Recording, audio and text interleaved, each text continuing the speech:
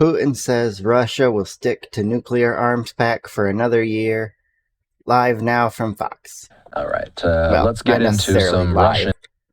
Not necessarily live from yesterday, but still. Headlines. Take a look from the Associated Press. Russian President Vladimir Putin says he's ready to adhere to nuclear arms limits for one more year under the last remaining nuclear pact with the United States. It expires in February, and Putin is urging the U.S. to follow suit. Arms control advocates have long voiced concern about the treaty's looming the number of nuclear weapons in both the United States and Russia is far too high. We have enough weapons to destroy the world multiple times over. Both countries do. They each could do it. And there's enough weaponry there and explosive power to set the world back potentially forever. Potentially to an unrecoverable rock floating through space that could eventually recover, but it would be long after every human is gone and there are no more people. I think each country should have a maximum amount of nuclear weapons that they're allowed to possess at any given time. Active, inactive, doesn't matter. And the lack of dialogue to secure a successor deal, warning about it doesn't matter if they're, missile-based out of a silo on the ground or submarine-based or dropped as a bomb. The possibility of a new nuclear arms race and increased risk of a nuclear conflict. National security analyst, retired Marine intelligence officer, and host of the Strat podcast, Hal Kemper, still here with me. Hal, before we get into it, there's going to be people that don't know a lot about this nuclear pact. What's its purpose?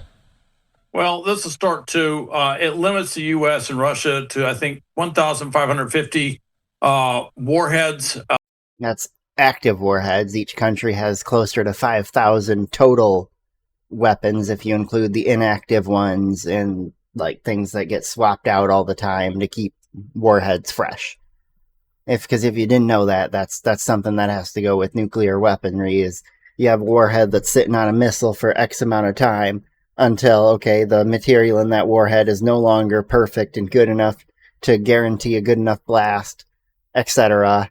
It might overload and kill us here, so we got to take that warhead off and put a new one on, and then go through the denuclearize or the disassembly and elimination process of the other warhead. It's a constantly moving process. And then a certain number of missiles as well. That was what I was alluding to in the previous segment when we talked about China. They're getting up to that point where they're going from a few hundred to close to 1,000, and they may end up over 1,000 here at some point in the future. That's another one that we have to watch. So they're going to have to become part of this dialogue. That's been talked about too, is expanding these treaties to incorporate China as one of the partners. You may recall that in the war in Ukraine, that Russia just basically dropped the intermediate range ballistic missile treaty that we had with them, and of course it's been to say a contentious relationship with Russia would be to put it lightly, since the war kicked off 3 years ago or 3.5 years ago. Yeah, that war that was only supposed to last 3 days, right? Right, Putin? 3-day war. You'd be able to roll over all Ukraine in 3 days. This one looked like it was probably just going to expire. Biden letting you send in a small incursion. One thing I will say, though, is Russia doesn't really have the means to do any. Between letting Putin invade Ukraine and the disastrous retreat from the Bagram Air Base in Afghanistan during his presidency, Biden has to be one of the worst leaders for the U.S. As far as leaders that were for foreign policy, he definitely had a lot of that. He just let everybody in and let them dump their criminals here. Big expansion of its nuclear weapons capability. In fact, I think its nuclear weapons capability is somewhat derelict and neglected for the most part. And so for them to continue the treaty at least puts out the impression that they have the number of missiles that are capable of actually firing if they were to actually do. Yeah, that's another thing. I agree with what he just said. I don't think Russia actually has that many capable firing missiles. I think the number is a fraction of what they actually claim, because I guarantee you, some of those warheads might have been sold off for vodka or etc. Because that's just how communist countries go.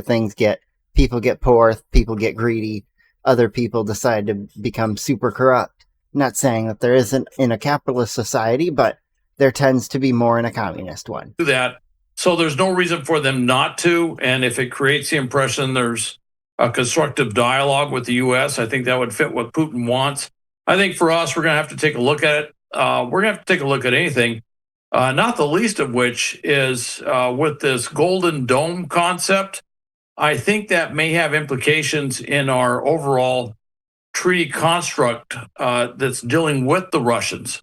Golden Dome, the idea is that we can stop ballistic missiles, cruise missiles, anything, drones, long-range drones, from hitting the U.S. That was something, if you go back to the original SALT treaty, strategic arms limitation talks, that was something that we eventually worked out with the Russians, that we wouldn't pursue this thing. If you recall, there was that Star Wars program under President Reagan in the 80s, which was actually more show than actual technology to stop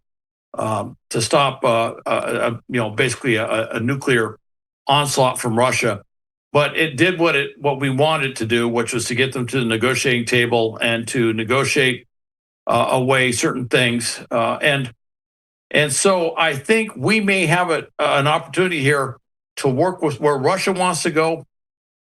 Yeah, I think that Star Wars program thing he was talking about is the rods from God. They put tungsten rods up in space, and then you can fire them straight down, and they'll hit the ground or impact a missile far faster than anything else. Although getting them up there is the expensive part. But also take a look at where we want to go.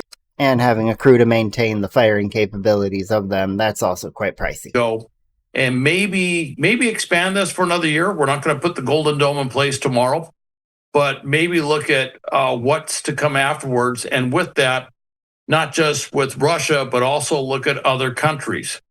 There's more countries that we're worried about. Certainly China's big, but now we're kind of worried about rogue states. Yeah, and I fully agree with the Golden Dome. I think we do need a protective missile defense system over the entire USA, because if you look at the numbers in weaponry, China may have fewer aircraft carriers, tanks, etc. Or actually, I think they have more tanks now.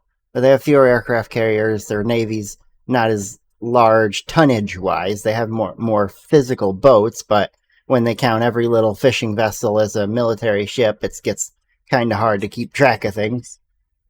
But, their hypersonic missiles are something to pay attention to. Those hypersonic missiles could be carrier killers. All of a sudden, now the carriers have to sit a lot further from the Chinese mainland if ever a conflict were to break out.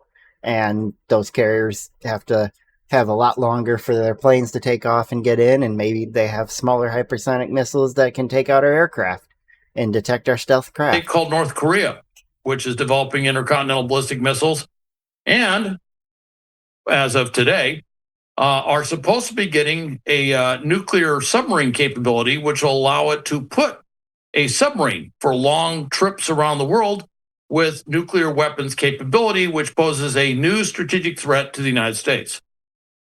You mentioned a year. That raises a big question to me. Why extend it for only a year? Why not longer? What's the rationale? What could be the rationale? Well, the rationale is if we don't have anything lined up that certainly if we don't want to increase our number of nuclear weapons, right now what we've been doing is replacing our nuclear weapons, not increasing the total amount. So yeah, that's what I was saying. We have no reason to warheads. Not want to extend it a year if that's the case. And Russia, as I mentioned, can't really do much. They're completely, all their military resources are completely tied up with Ukraine right now. So they don't have any ability to really do much in this arena anyway. So I think it might be something where the U.S. and Russia just say, why not extend it for another year? And then the U.S. is going to have to look at where do we want to go. I think that's exactly what will happen. It'll just get extended by another year or two, unless Russia has some big change. And then between now and February, where maybe the war in Ukraine closes down, comes to an end, anything along that lines, and Russia has less of a priority there. And then maybe they want to amp up their nuclear weapons stockpile to defend against the U.S., even though ideally in a war it would probably be Russia instigating things, or China, and then dragging Russia into it, or something like that. Otherwise, the only reason they wouldn't increase it by another year or two is if Russia is already increasing their stockpiles. And what a pause on him.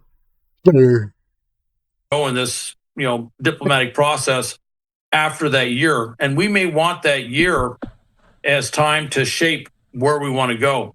And I will say that if you look at when this treaty ends and a year after this treaty, a lot could happen to Russia between now and then. So it might be a good idea just to stabilize this relationship we have on nuclear weapons with them while other things are being sorted out, and those other things primarily being Ukraine.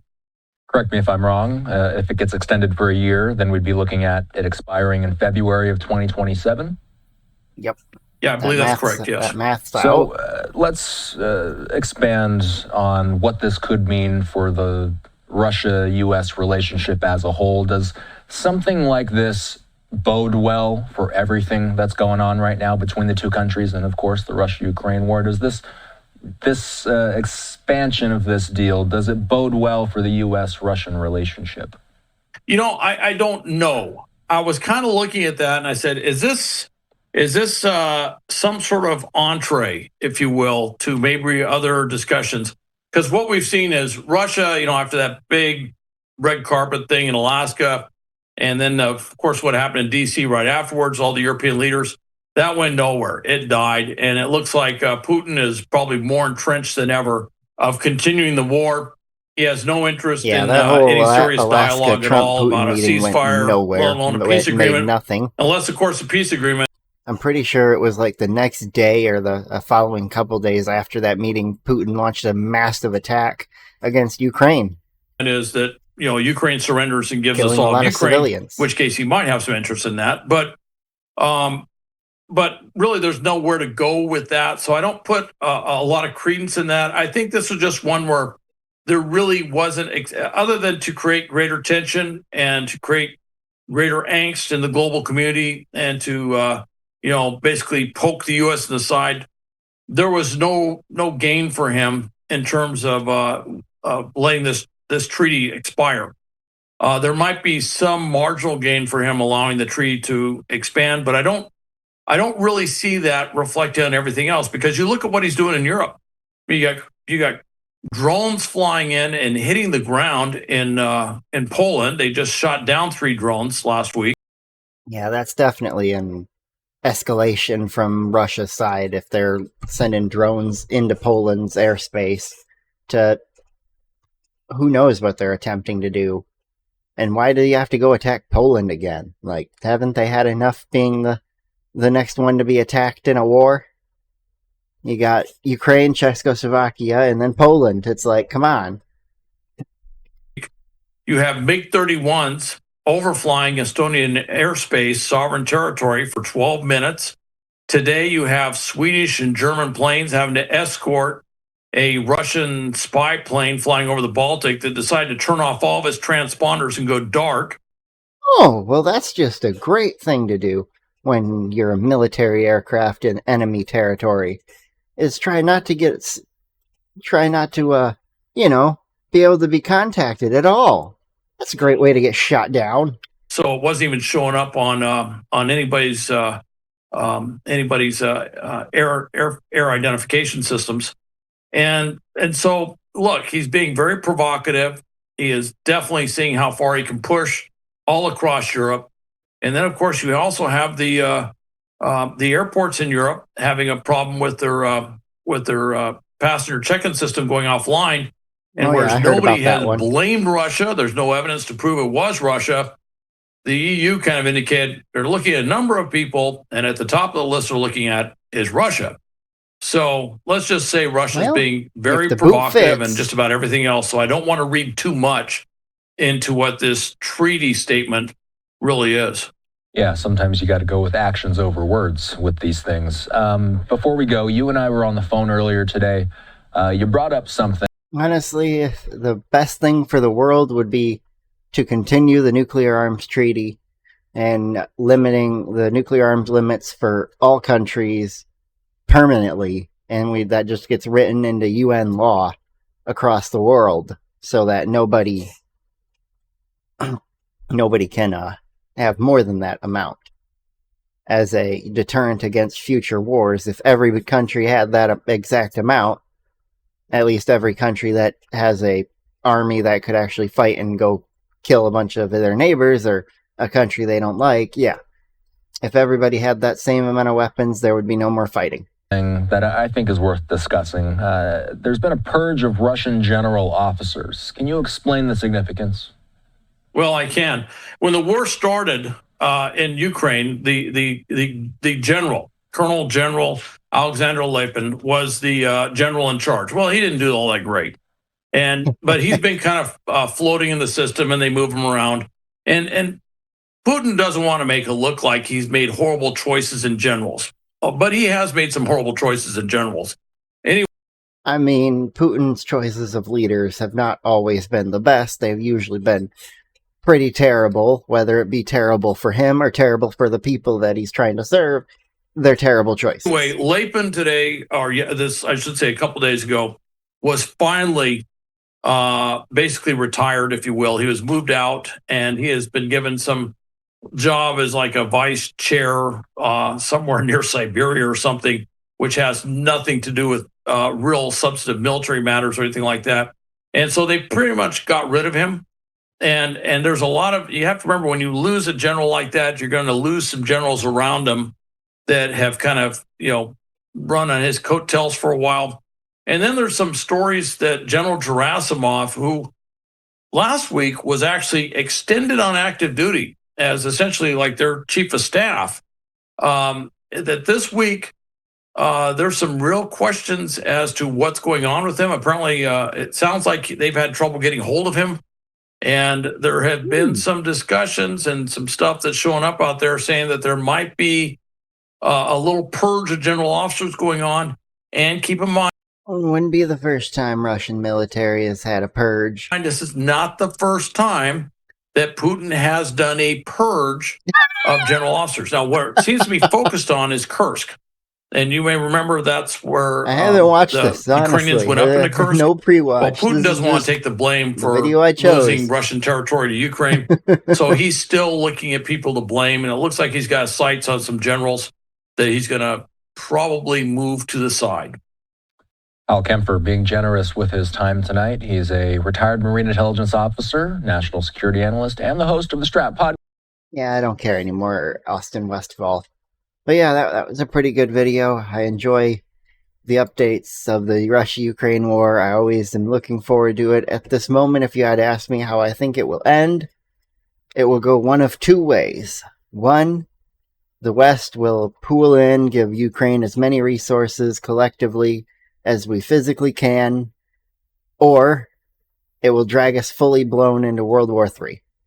Or we'll give the Ukraine as many resources and they'll push Russia out of their territory and just keep it at bay like North and South Korea with a DMZ between the countries. Or it'll drag us into World War III. That's the other option. But anyways, toss a like on here for them, toss a like on there for me, and have a wonderful day.